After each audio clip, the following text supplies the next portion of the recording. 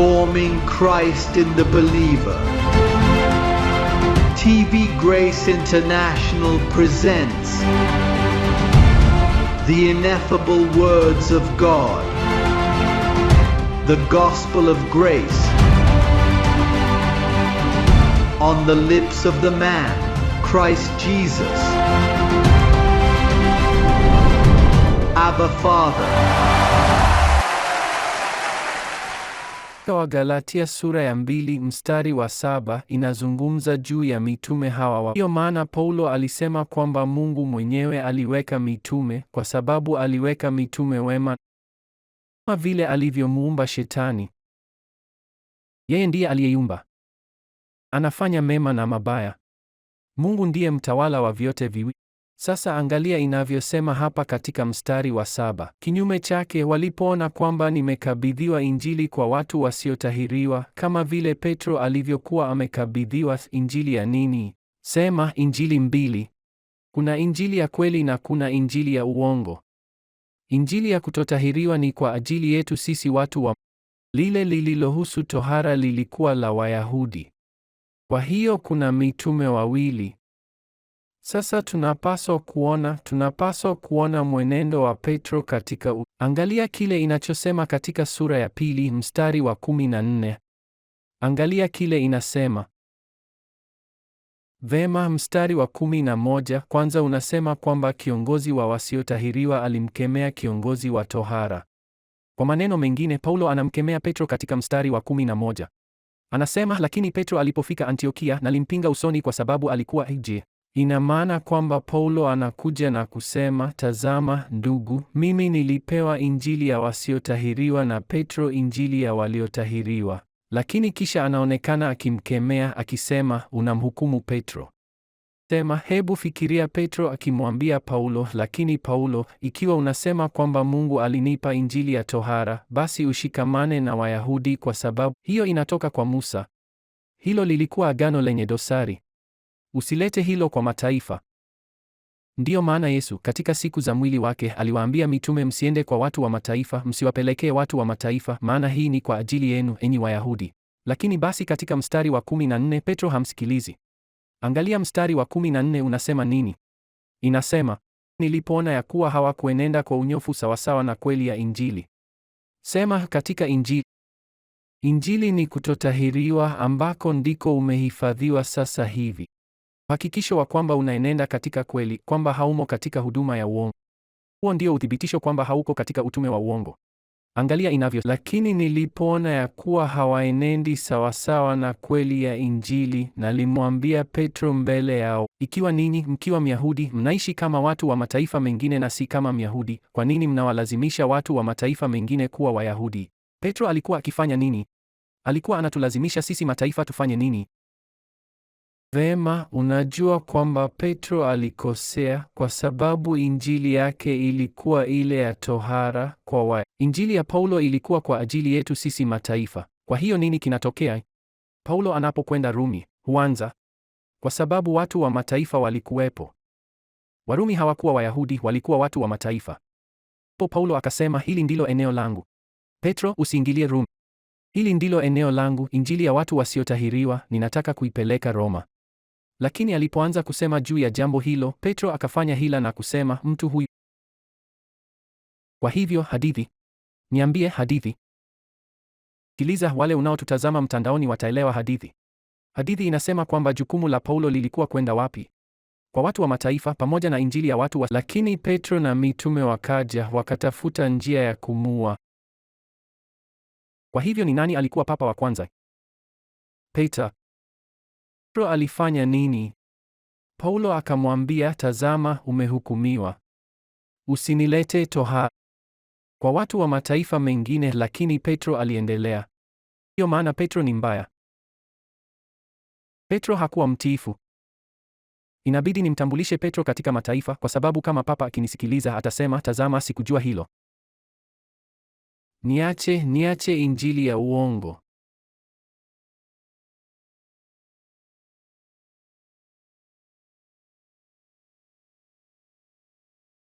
Unajua kwamba makuhani, wachungaji, wahudumu, Wapentekoste, Wabaptisti, wainjilisti wa madhehebu mbalimbali, Waadventista wa Sabato ambao ni mataifa lakini wamemeza chambo cha Petro na wako katika tohara. Tazama, Petro alikuwa mbaya tangu mwanzo. Mungu alichagua mitume 11 kwa ajili ya tohara, kwa ajili ya uovu, kwa sababu hilo ni agano. Mchungaji, kwa nini unasema hivyo kuhusu Petro? Angalia, usimwambie mtu yeyote, lakini nitawaambia watu kwenye mtandao. Sikiliza hili, sikiliza hili. Je, unakumbuka kwamba Petro alifanya miujiza mingi? Alitoa pepo na kufanya miujiza. Je, unajua Yesu alisema nini kuhusu mitume? Aliwaambia, siku hiyo wengi wataniambia, kwa jina lako tunatoa pepo, nami nitawaambia, sikuwajua ninyi kamwe, ninyi watenda mabaya, watenda maovu. Mchungaji, lakini unasema Petro ni mwovu. Semi inasema hapa, Paulo alisema, mmehukumiwa, ninyi ni wao, siwadhuru mataifa. Acha hiyo hapa Yerusalemu. Pedro. Angalia, Pedro alikuwa mbaya na nina ushahidi. Sisemi uongo. Tazama, mpenzi yeyote wa kweli anayenitazama kwenye mtandao ambaye ni mwaminifu, kwa sababu Paulo anasema, mkiisikia kweli na msiitii, watu hawa hutumikia matumbo yao wenyewe, hawampendi. Lakini yeyote anayempenda Yesu Kristo kweli na kunisikiliza atasema, tazama, anasema ukweli. Ilibidi Paulo amkemee Petro. Ndugu, tunachozungumza ni historia. Hii ni ya kihistoria. Je, huoni kwamba kanisa limedanganywa hadi leo? Leo kanisa limedanganywa. Wewe na mimi tunaamka sasa kuona uharibifu uliofanywa na Pedro. Najua kuna maelezo ya kina juu ya maisha ya Yesu wakati wa siku zake duniani ambayo inasema kwamba hakuna udanganyifu uliopatikana kinywani mwake. Si hivyo? Kwa hiyo hilo linamaanisha nini? Alikuwa anazungumzia nini? Kweli? Sema, hakika nawaambia, kutoka kwa kila neno lisilo na maana, kila neno lisilo na yasema watu watayahadithia siku hiyo mbele ya malaika. Kwa maneno mengine, aliwalinganisha watu hao na wavulana wanaobarizi katika viwanja vya mji. Hivyo ndivyo Biblia inavyosema. Wanazungumza mambo ya kipumbavu. Kwa kila neno litokalo katika kinywa chake, alilitumia hilo kwake mwenyewe, kwa sababu hakuwahi kusema neno. Ina maana kwamba alipomwambia Petro siku moja, Petro, ondoka kwangu Shetani.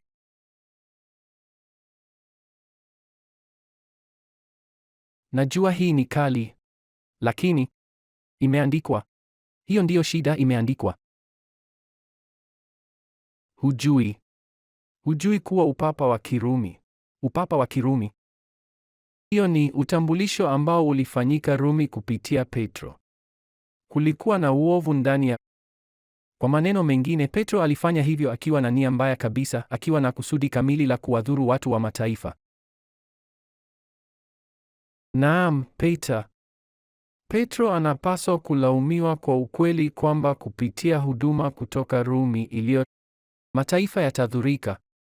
Tazama, umaskini ni kosa la kanisa Katoliki. Tazama, udanganyifu wa kisiasa, ufisadi wa kisiasa. Dhara yote ambayo ulimwengu huu unapata sasa ni kwa sababu ya utume huo wa uongo. Ndiyo maana Paulo katika Wagalatia saa 1:18 anasema kwamba alikwenda kumwona Petro kwa siku. Papo hapo katika Wagalatia sura ya 1 mstari wa 18. Je, unataka kuiona? Kwa sababu ya mataifa. Wengi wenu tayari mnajua hili, lakini angalia mstari wa 18 wa sura ya 1 ya Wagalatia. Inasema, basi baada ya miaka 3 nilipanda kwenda Yerusalemu ili kuonana na Petro, nikakaa kwake. Kwa siku ngapi? Siku 15. Unafikiri Paulo alikuwa akifanya nini na Petro? Angalia, Petro, nitakuambia, ulikuwa pamoja na Yesu katika siku za mwili wake, lakini baada ya kufufuka kutoka kwa wafu, alinitokea na kunipa injili tofauti na ile mnayohubiri kwa ajili ya watu wa mataifa mengine. Mengi yanaweza kujadiliwa ndani ya siku 15. Habari. Miaka 14 ilipita na Paulo hakuweza kuvumilia tena. Paulo alisema, lazima nitetee huduma. Jambazi huyu hana heshima. Mimi niliyekuwa naye hapo kwa siku 15 bado anabakia kudhamiria kuleta utume huu wa uongo kwetu sisi mataifa kwa Mungu alimchagua Paulo kutujulisha mafumbo na wanatuuzia misa. kutuuzia skapulari, kutuuzia misalaba, kutuuzia rozari, kutuuzia vichekesho kuhusu watakatifu na kadhalika. Kwa sababu huu ni wakati wa Mungu, huu ni wakati wa Mungu kuwatenga wabaya ili kutenganisha mbaya. Haya, nahitaji unisaidie kwa hili. Una deni kwa Roho. Hei, una deni. Nataka mijue kweli, msimame imara katika kweli, msimame imara katika kweli na kuihubiri. Hilo ndilo tunalohitaji kuhubiri.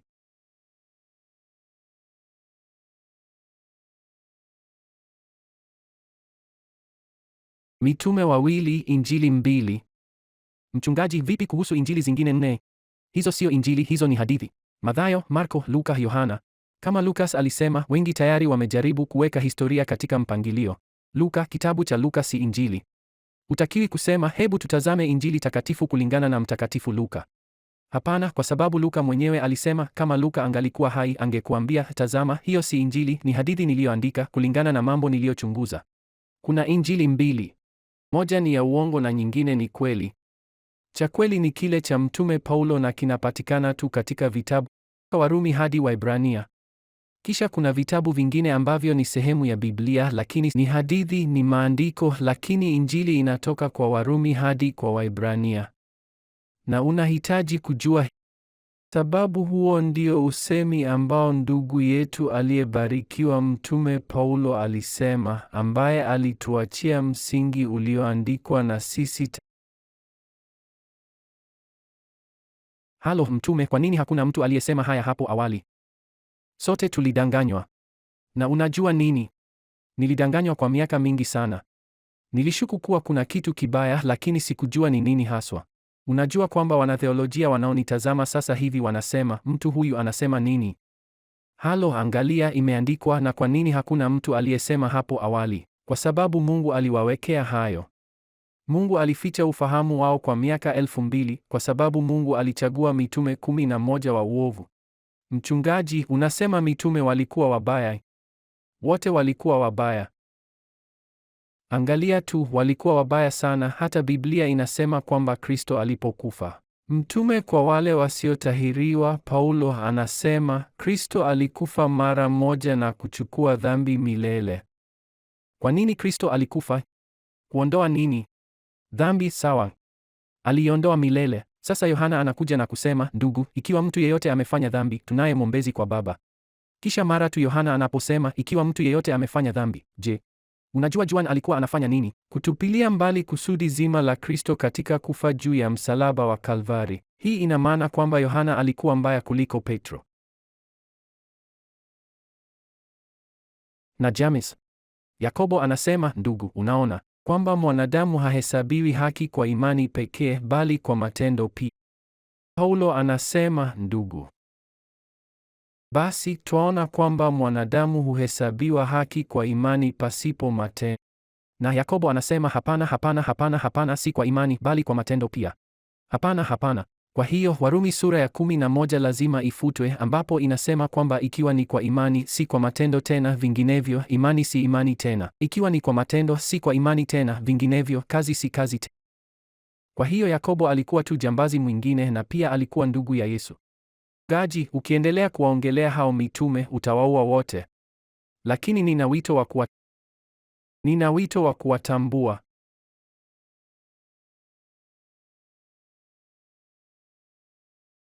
Lakini ona kwamba Mungu mwenyewe aliifunika injili hii yote ya kutotahiriwa. Mungu alichanganya na yote yamechanganyika pale. Na hakuna mtu aliyejua jinsi ya kutengua fujo hilo la vitabu hivyo vyote. Na wala mimi, wala mtu mwingine yeyote. Mimi wala theolojia ya Marekani. Lugha mbili ninazozifahamu zaidi au kidogo ni Kiingereza na Kihispania, na sijasikia mtu yeyote. Wagawe, tazama, tohara na kutotahiriwa. Sijaona mtu yeyote. Na kwa nini ulifanya hivyo? Kwa sababu muda mfupi uliopita Mungu alinipeleka peponi siku moja. Nisingeenda peponi ili aniambie huduma hii isingekuwepo. Kwa sababu nisingelewa hii. Hakuna aliyeelewa. Hakuna mtu ambaye amehubiri yale ambayo yamesemwa katika huduma hii kwa miaka 2000. Hakuna mtu aliyesema. Yesu Kristo mwenyewe alinitokea hivyo uso kwa uso, akaanza kusema nami na kunionyesha Warumi. Akaniambia, tazama, Warumi 6, umeifia dhambi. Warumi 7, mmekuwa huru kutoka kwa sheria. Warumi 8, roho wa uzima katika Kristo alikuweka huru. Jos Lewis. Sio hivyo, mwenyewe aliniambia, sio kwamba atakuweka huru. Alikuweka huru kutoka kwa sheria ya dhambi na kifo. Uko salama milele. Jos Lewis aliniambia hivyo mwenyewe. Na mara tu hiyo ilipotokea, hebu fikiria jinsi ya ajabu kwamba nilihusika katika mfumo uliochanganya injili mbili, tohara na kutotahiriwa. Lakini kesho yake, mara ninapoamka, naamka nikisema nimeokoka milele. Niko huru kutoka kwa dhambi. Sina lawama. Siwezi kupatikana katika dhambi ingawa nina dhambi. Siwezi kuonekana katika dhambi kwa sababu siko chini ya sheria. Chini ya sheria ulitenda dhambi. Lakini neema inakufunika na huwezi kupatikana katika dhambi ingawa unafanya dhambi. Kwa kawaida kufanya kitu kibaya kuna matokeo, kama tulivyosema na kurudia. Lakini tangu siku hiyo nilianza kuchora picha ndogo za miguu. Nembo iko wapi? Ni pale. Miguu ya nembo ya neno kukimbia ambayo tunayo leo, na nikaanza kurekodi kaseti. Ningejifungia chumbani na kuanza kurekodi. Kwa vile sikuwa na wasikilizaji, sikuwa na mtu, hakuna aliyeniamini. Kwa hiyo nilijifungia chumbani na kuanza kuongea kana kwamba ninazungumza na watu wengi. Nami ningeanza kuieleza hivi, ningerekodi kaseti na kutengeneza nakala, kisha ningeanza kuituma huku na huko. Na wale walionisikia waliamini, walisema, hei, hiyo ni kweli. Na ninyi ambao mmenijua kwa muda mrefu, kumbuka kwamba nilikuwa nikirekodi na sikio la mgonjwa. Kanisa ni wagonjwa. Nilikuwa nimerekodi nyimbo ambapo nilizungumza kuhusu watakatifu waliochoka, kusema kwamba nilikuwa nimechoka. Nami ningeandika pia na kuziweka kwenye kaseti na kuzicheza, natengeneza nakala mwenyewe, angalia, kutoka kwa kinasa sauti hadi kingine. Na ningenunua kinasa sauti kingine na kutengeneza 2 au 3 kwa sababu nakala hazikuwepo. Vinakilishi vya kaseti havikuwepo wakati huo. Kwa hivyo nilirekodi kadiri nilivyoweza. Na kisha nilishinda watu 10 na kuwaweka furaha. Na siku 5 baadaye walinipigia simu na kuniambia, habari Jos Lewis, ufuati injili ya uongo, sivyo? Kwa sababu Wagalatia husema kwamba mtu awaye yote akiwahubiri ninyi injili nyingine na alaaniwe. Hapana, ulikuwa katika injili hiyo ya uongo. Ninajaribu kukutoa hapo. Ya kweli ni hii ya Paulo. Lo, ni pambano lililoje kuwapiga tu watu wachache mwanzoni. Ilikuwa ngumu sana. Mpaka malaika wa Bwana aliponitokea huko Guaynabo. Na ananiambia, nenda Miami. Chukua masanduku. Usichukue chochote kingine, acha nyumba hapa na samani na kila kitu. Nenda Miami. Kwa sababu huko Miami nina daraja la mataifa. Na nikaanza kuelekea hapa Miami. Hebu fikiria kuamini wito huo, lakini hapakuwa na mtu mwingine. Sikuona mtu yeyote. Nilijua tu kile malaika aliniambia, nenda Miami. Na kisha nilikuwa hapa kwa miaka 2 na sikuweza kujua jinsi ya kuifanya. Hapana Bwana, utafanya hivyo, lakini jinsi gani? Na kisha maagizo. Nenda kwenye redio. Inaanza na dakika 15 na hapo ndipo mapinduzi yalipoanzia. Na neno likaanza kuenea. Je, unajua ni kiasi gani cha fedha unachohitaji kuwekeza ili kuweza kufika kila sehemu ya dunia hivi sasa kutoka hapa? Inagharimu pesa nyingi. Lakini Mungu alikuwa amekusudia jambo hilo tangu zamani. Kwa hiyo katika umoja huo wa imani. Angalia mstari wa 13 unasemaje, mpaka sisi sote tufikie umoja katika imani na katika kumjua mwana wa Mungu, hata kukomaa utu uzima, hata kufika kwenye cheo cha kimo cha utimilifu wa Kristo.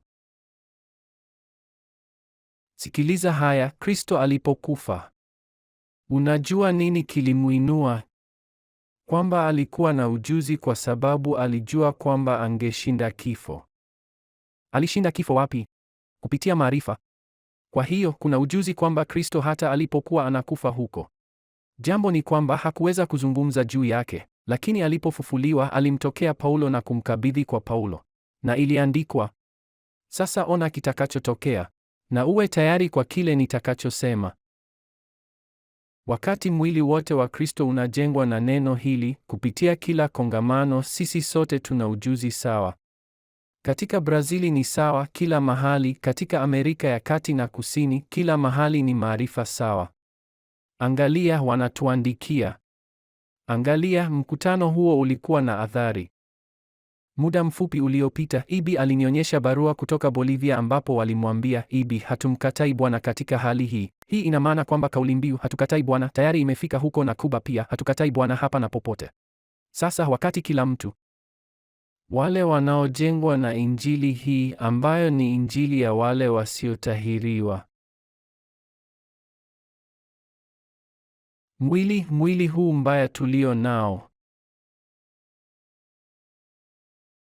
ujuzi huo ni kanuni ambayo mwili hauwezi kubeba, na itakuja wakati fulani kanisa zima itavikwa kutoharibika kupitia kanuni hiyo ambayo ni injili ya neema.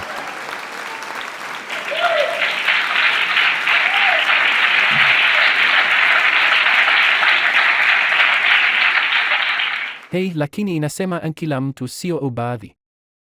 Haisemi ndugu waliotiwa mafuta zaidi, wale wanaomba sana na kupiga magoti. Hapana, ni kila mtu, kwa sababu ujuzi hauonyeshi upendeleo. Unapojengwa hapa, hakuna mtu wa kiroho zaidi ya mwingine, kwa sababu ujuzi huzuia ushindani wa kibinadamu wa mimi ni zaidi yako na wewe ni zaidi yangu. Hiyo ipo kwenye mfumo, huoni? Wapo ndugu wapakwa mafuta wanaojitokeza na kuomba, au wanaokuja Jumamosi mchungaji asemapo, ndugu, Jumamosi tutafunga na kuomba. Wale wanaoweza kuja, kwa sababu mambo ni mabaya, shetani anachukua kanisa. Ufisadi wa aina hiyo, mazungumzo ya namna hiyo ya upotovu, maarifa hayo ya upotovu, naam, yanaenda, na mengine ni baridi, lugha ya juan. Kwa sababu unapokuwa si baridi wala si moto, si hivyo. Hiyo ni tohara. Hiyo inatoka kwa Musa. Unakumbuka jinsi Musa angeinua mkono wake na kuwashinda watu? Lakini ikiwa angepunguza mkono wake, watu wa Mungu wangepoteza. Lakini ikiwa mtu mwingine angekuja na kumsaidia kuinua mkono wake, watu wangeanza kushinda. Hapo ni mashindano, hapa sio hivyo. Hapa sote tuko kamili na kamili bila kukosa chochote. Hapa mashindano yanatoka kwa Bwana. Ninachosikitikia ni mfumo wa kidini unaotukosoa. Je, unajua kwa nini? Kwa sababu wakati hii imevaa ya kutoharibika. Kumbuka kwamba kazi yako katika Bwana si bure. Kuketi hapa kusikiliza na kulisaga. Haya ni maarifa ambayo yanapaswa kulipuka kwa namna fulani. Je, huoni kwamba si kila kitu kinaweza kubaki kama maarifa? Urefu fulani unafikiwa. Sema urefu. Ndiyo, kuna urefu, kuna kipimo. Utimilifu wa Kristo, tukifika wote. Na kisha kila mahali ulimwenguni ambapo mwili huo utakuwa. Hilo linajengwa kwa sababu wote alio nao watafika. Kwa kufumba na kufumbua macho. Sio tu ufahamu wako utaangazwa, lakini mwili wako utabadilishwa. Wakati nafsi hii mbovu inapovikwa kutoharibika. Kwa hiyo, je, unajua jinsi ingekuwa utukufu kuishi hapa duniani na mwili uliotukuka? Je, unakumbuka Yesu Kristo alipofufuka, alipotembea na mwili wa utukufu? Alikuwa huko nje kwa 50, siku 50, hiyo ni muda mrefu sana, na wakamwona. Na kulikuwa na watu wawili waliokuwa njiani kuelekea Emau. Wakasema, si ajabu mioyo yetu iliwaka ndani yetu wakati mtu huyu alipokuwa akitembea pamoja nasi. Na ndicho kinachotokea sasa, tunawasha mioyo na akili za watu tunapozungumza haya. Wale wanaoelewa wanasema, wow, jinsi nzuri. Niliwazia ilikuwa hivyo. Jinsi ya ajabu. Lakini wakati miili yetu inavaliwa, unafikiri Mungu atasimama bila kazi na kutupeleka mbali na kutuficha baada ya dhihaka zote alizopata hapa? Anahitaji mwili huo hapa mjini, ambapo kuna watu wamevaa kutokuharibika. Wakati ukamilifu unapojaza kila kitu, unapojaza utimilifu huo wote. Iko hapa, biashara iko hapa katika ardhi hii. Hapa ndipo yote yalipoanzia. Mtunga Zaburi alisema, dunia ni imara na haitatikisika kutoka mahali pake. Kile Petro alisema kwamba mambo yalikuwa yanawaka, mtu huyo alikuwa kichaa, hiyo ni tohara. Pamoja na Juan walitumia wakati wao kuzungumza juu ya ndoto na kuona nyoka na ngurumo na moto uwakao. Si Paulo yule kuhusu kutotahiriwa. Paulo anasema Mungu hakutuweka kwa ghadhabu bali kupokea rehema. Watu kama hakuna wengine juu ya uso wa dunia, kama Yoeli alisema. Kwa hiyo na kuhimiza ili uendelee katika ufahamu huu. bila kusahau kukutana pamoja siku zote, umoja katika kanisa, kukua katika maarifa na neema ya Bwana wetu Yesu Kristo. Mpaka tuisome sote. Angalia mstari wa 13 unasemaje? Hata sisi sote tutakapoufikia umoja wa imani na kumfahamu sana Mwana wa Mungu, hata kukomaa utu uzima, hata kufika kwenye cheo cha kimo cha utimilifu wa Kristo. Ni mpaka wote tufike huko. Na maanisha sote tutafika huko. Ni jambo zuri kwamba hakuna hata mmoja wa wale wanaojua kuhusu hili atakayebaki. Wale tu ambao hawatakuwa, wale ambao hawana ujuzi huu ndio wanaweza kubadilisha miili yao. Je, Mungu atambadilishaje mtu maskini, mwinjilisti maskini anayezunguka kuona nyoka katika ndoto zake kila usiku na kulitukana jina la Kristo kila Jumapili kanisani, akiita dhambi alichokiosha na kukisafisha? Je, Mungu anawezaje kumbadilisha mtu kama huyo akiwa na maarifa hayo potovu? Hebu fikiria kuhani akitoa misa akiwa ameshika kipande kidogo cha mwenyeji na kusema kwamba ni mwili wa Kristo, wakati ambapo kondoo wa Pasaka tayari alikuwa ametolewa dhabihu kwa ajili yetu na Kristo anakaa kikamilifu ndani yetu. Je, Mungu anawezaje kumbadilisha mtu kama huyo? Mungu hatawabadilisha wale ambao akili zao zimejaa ufisadi. Mungu atawabadilisha wale wanaopokea injili yake. Hayo ndiyo mabadiliko. Unapokea neno hili na unakuja kumjua mwana wa Mungu. Mungu atawabadilisha. Na hii ni matumaini ya mwamini. Huu ndio uimara wa muumini. Mchungaji, je, isipotokea? Naam, tutasubiri hadi mwaka ujao. Hatuweki tarehe kama watu wengine wanavyofanya. Hapana, tutasubiri hadi mwaka ujao. Tutasubiri hadi wakati ufao. Tutangoja miaka 30 nyingine ikiwa itabidi tungoje zaidi, kwa sababu hiyo ni kwa mujibu wa kusudi lake. Sasa najua inasema hapa kwamba itakuwa mpaka sisi sote tufikie kimo sawa. Na tunafikia urefu fulani kwa sababu tunakuwa katika neema. Ninahisi kama tunakuwa huvi. Tunaiona kwa macho yetu wenyewe. Je, ni wangapi wamegeuzwa mawazo yao hapa? Ni wangapi wanaona kuwa wamekamilika na wamebarikiwa? Ni wangapi wanaelewa nafasi yao katika Kristo Yesu? Ni wangapi wanajua kwamba wamepokea neema ya ajabu kulingana na kipawa cha Kristo? Huko ni kukua katika neema ambayo ni kupanda hadi kimo cha mtu mkamilifu. Umebarikiwa. Tumwimbie Bwana. Baraka kwa wote wanaonitazama mtandaoni. Salamu kwa kanisa zima la Yesu Kristo ulimwenguni kote. Na ninapokea kwamba hivi karibuni macho ya ufahamu wako yametiwa nuru na unaweza kuingia kutawala maishani pamoja nasi.